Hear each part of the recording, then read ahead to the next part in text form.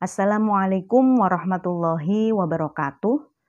Selamat pagi Bapak Ibu Wali Murid MI Asy-Syafi'iyah 10 khususnya kelas 1A. Selamat datang di kelas 1A.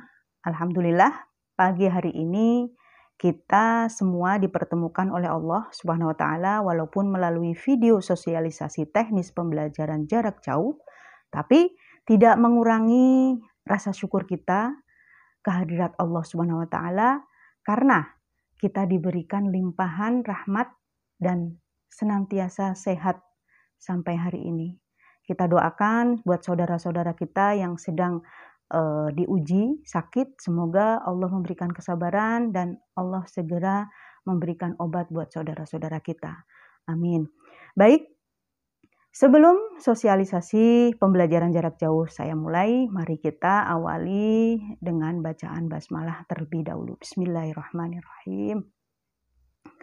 Baik, Bapak Ibu, di sini saya akan mengutip ungkapan dari Bapak Ki Hajar Dewantara ya, bahwa setiap orang menjadi guru, setiap rumah menjadi sekolah. Bisa dipahami Bapak Ibu ya? Dari sini bisa disimpulkan bahwa ruang lingkup belajar itu tidak terbatas pada sekolah formal saja. Artinya, belajar itu tak terbatas oleh waktu, tak terbatas oleh tempat, tak terbatas oleh pengajar. Jadi semua orang itu adalah pada sejatinya adalah guru. Dan semua tempat itu adalah sekolah. Baik itu di rumah, di lapangan, atau di jalan, atau dimanapun. Ya, terlebih saat ini kita selaku orang tua akan mendampingi putra-putri kita belajar selama online. Ya, mudah-mudahan saat-saat ini bisa kita manfaatkan dan kita ambil hikmahnya, kita sukses semua untuk menjadi seorang guru buat anak-anak kita. Ya, baik Bapak Ibu. Orang tua adalah pendidik utama dan pertama dalam proses pendidikan. Al-Ummu Madrasah selalu memberi dukungan kepada anak untuk mengatasi masalah belajar. Jadi orang tua itu adalah garda terdepan untuk memberikan dukungan buat putra-putrinya ketika putra-putrinya punya masalah dalam belajar. Jadi walaupun itu sekolah di tempat sekolah formal, di sekolah, di rumah atau di mana saja, orang tua harus tetap memberi dukungan. Nah, di sini saya ingin memberikan hal-hal persiapan yang dilakukan sebelum belajar online. Hal-hal yang dipersiapkan sebelum belajar online. Yang pertama adalah gadget atau HP. Nah, HP ini diusahakan bisa mendukung aplikasi-aplikasi penunjang pembelajaran. Seperti kalau WA sudah, insya Allah sudah pada bisa ya Bapak Ibu ya.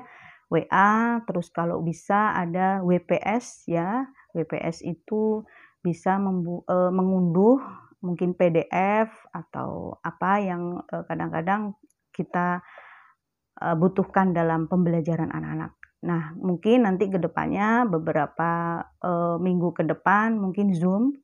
Jadi kalau yang belum punya Zoom Meet, nanti boleh mengunduh.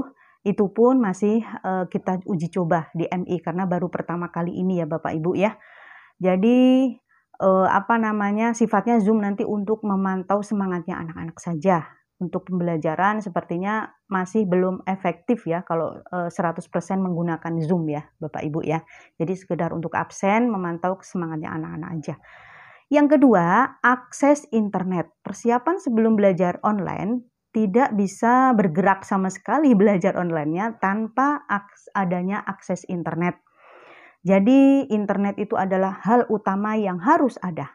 Karena yang menghubungkan antara guru dengan siswa itu adalah akses online-nya adalah akses internet.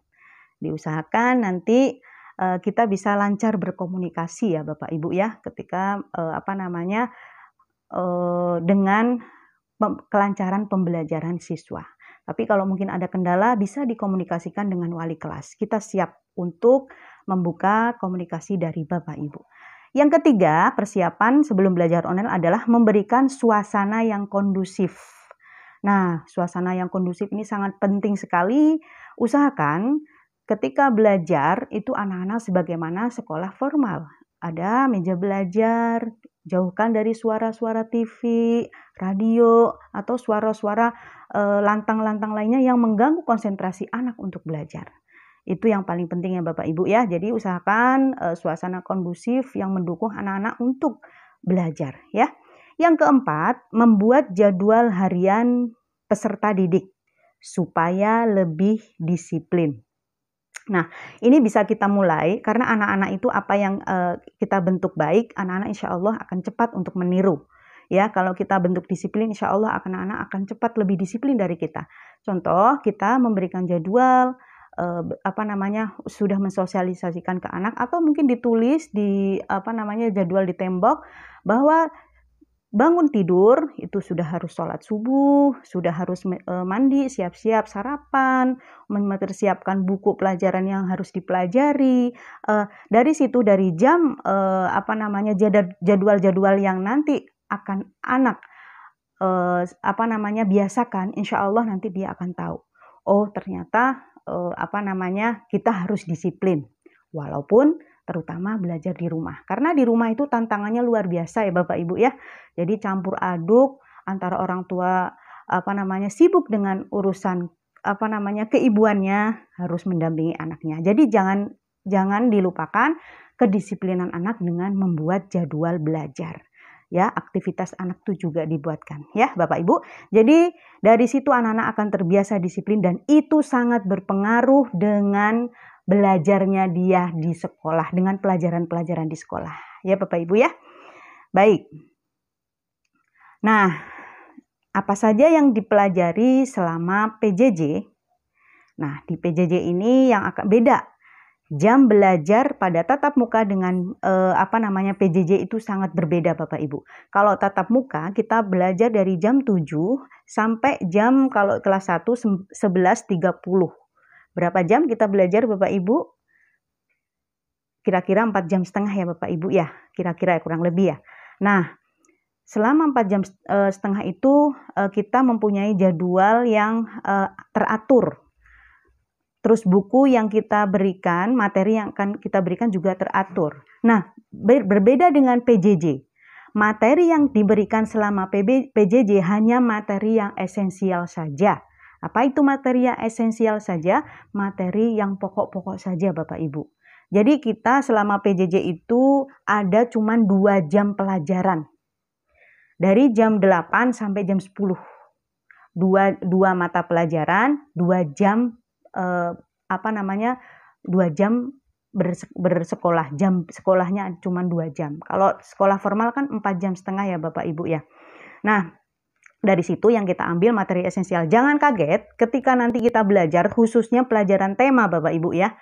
Pelajaran tema itu biasanya kan kita 2 buku biasanya kita tempuh dalam 3 bulan. Nah, itu biasanya berurut, pembelajaran 1, pembelajaran 2, pembelajaran 3 itu berurut. Nah, nanti pas waktu kita guru pas waktu PJJ ini merumuskan mana yang akan diberikan ke anak. Makanya ada halaman yang loncat. Materinya di pembelajaran 1 subtema 1 kadang-kadang meloncat dari halaman 3 seandainya ke halaman 19 karena kita rangkum. Matematikanya biasanya ada di halaman berapa saja, PKN-nya ada di halaman berapa saja. Jadi kok ini dilewatin si Bu Zoom, ini dilewatin? Itu karena kita rangkum. Kita rangkum jadikan satu supaya nanti pelajaran matematika sendiri, PKN sendiri walaupun pada dasarnya tematik. Tapi kita sendiri-sendirikan. Ya Bapak Ibu ya, masih pakai tematik ya Bapak Ibu, ada 4 buku dalam 1 semester. Ya, jadi nanti jangan kaget ketika ada di loncat-loncat pada dasarnya, tapi insya Allah tersampaikan ke anak-anak. Cuman nanti sifatnya harus ada pengulangan latihan di rumah bersama orang tua ya. Yang kedua, apa saja yang akan kita lakukan selama PJJ ini? Dalam satu semester ada beberapa penilaian yang harus ditempuh, yaitu semester 1 ada PH, penilaian harian, PTS, penilaian tengah semester, dan PAS, penilaian akhir semester. Terus semester 2 ada PH, PTS, PAT, penilaian akhir tahun. Nah, semua penilaian itu biasanya secara tertulis atau pengetahuan. Nah, kalau penilaian-penilaian keterampilan itu juga harus diperhatikan, itu bisa membedakan antara anak yang satu dengan yang lain, itu juga harus diperhatikan ya. Keterampilan contohnya hafalan-hafalan, praktek, itu nanti ada sendiri selain dari penilaian yang saya sebutkan tadi ya. Tetap diperhatikan semua aspek penilaian anak pada dasarnya untuk mengukur apakah anak-anak itu sudah tercapai apa belum ya dalam belajarnya ya Bapak Ibu ya. Nah, dalam proses pembelajaran, yang pertama, diharapkan menyimak informasi apapun, ya, kita sebagai orang tua, apalagi anak-anak kelas 1 ini masih banyak dihandle oleh ayah bundanya ya, Bapak Ibu ya. Jadi diharapkan menyimak informasi apapun terkait pembelajaran yang di-share di grup WA. Ketika guru kelas meng-share informasi pembelajaran hari ini, tolong disimak betul. Apa saja yang disampaikan, pelajaran apa saja, videonya juga. Yang kedua, menyimak video yang diberikan oleh Bapak Ibu guru, baik lewat link maupun lewat video yang di-share di WA. Itu sangat penting untuk mendampingi sejauh mana tujuan pembelajaran tercapai. Khawatirnya nanti kalau nggak menyimak, nanti ada yang hilang. Oh, saya kok hilang ya? Soalnya kadang-kadang pelajaran kelas 1 itu disepelekan, nggak usah nonton video, nggak apa-apa lah, saya mau bisa. Itu salah Bapak Ibu. Harus tetap ditonton, terutama untuk anak-anak ya. Untuk anak-anak dipertontonkan supaya lebih dekat dengan memahami ya. Nanti kalau belum paham boleh dibantu memahami ya. Jadi membantu peserta didik yang ketiga, membantu peserta didik dalam memahami tugas dari sekolah. Diharapkan orang tua membantu. Kalau ada kesulitan dibantu boleh, tapi tidak 100%. Artinya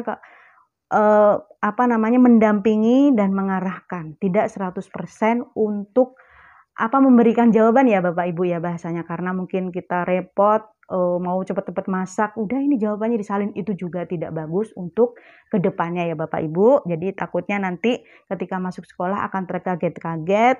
Jadi di sini diharapkan betul-betul mendampingi walaupun kemampuan anak tidak 100% apa yang ditargetkan oleh guru. Jangan panik, jangan stres. Artinya kemampuannya anak segini bilang sama gurunya, komunikasi, Pak, anak saya hafalannya cuma segini, contoh. Saya nggak bisa mencapai 100%, iya nggak apa-apa, pelan-pelan. Akhirnya banyak pemakluman, asalkan berusaha ya Bapak Ibu ya.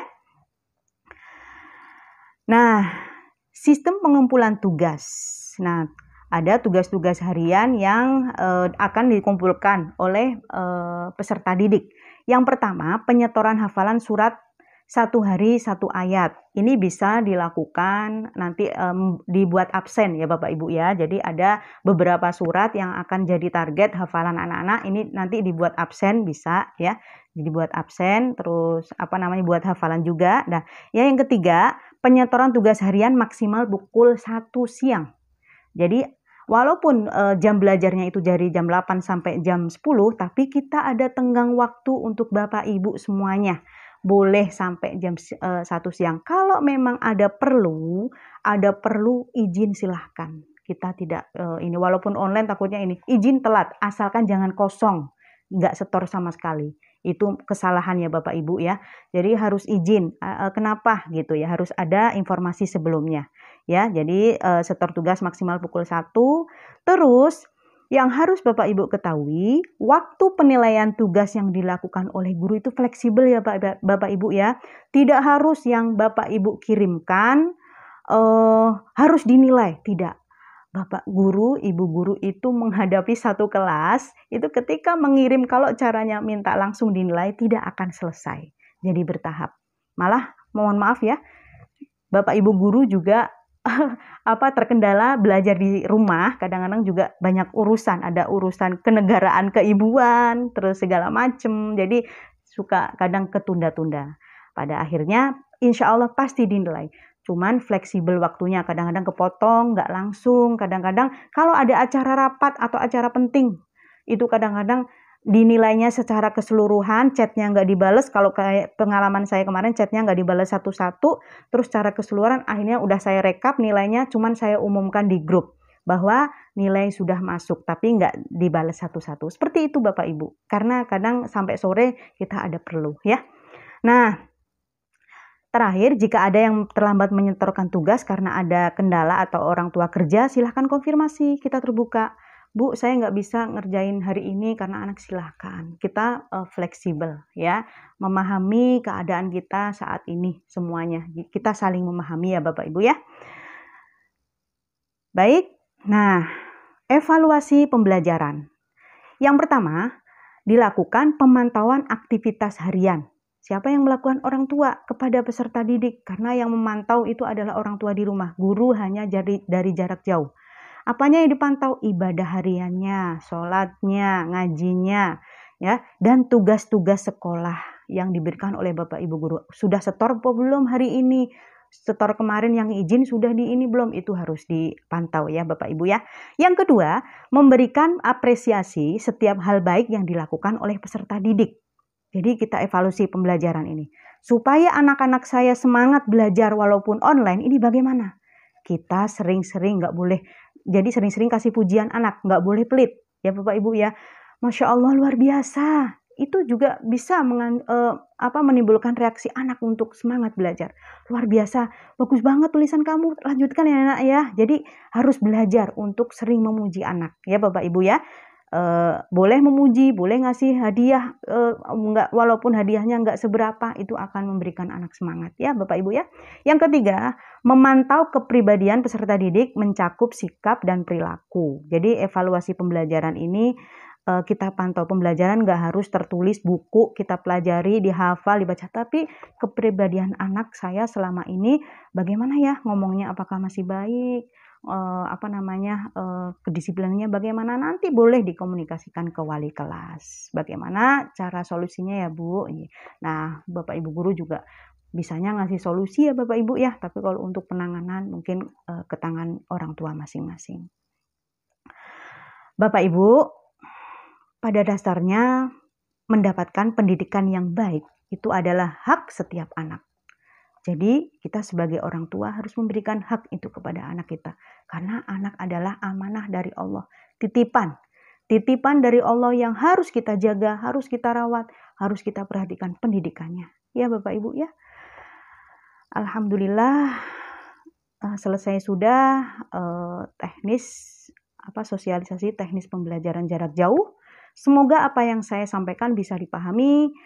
Untuk informasi jadwal, nanti saya akan share di WA berikut. Mungkin ada informasi SPP dan yang lain saya share ke WA ya Bapak Ibu ya. Sebelumnya saya mohon maaf apabila ada kata atau ucapan yang kurang berkenan. Mohon dibukakan pintu maaf. Semoga kita tetap semangat mendampingi anak-anak belajar ya Bapak Ibu ya. Semangat, semangat, semangat, dan kita diberikan sehat oleh Allah Subhanahu wa taala. Uzum akhir sekian. Assalamualaikum warahmatullahi wabarakatuh.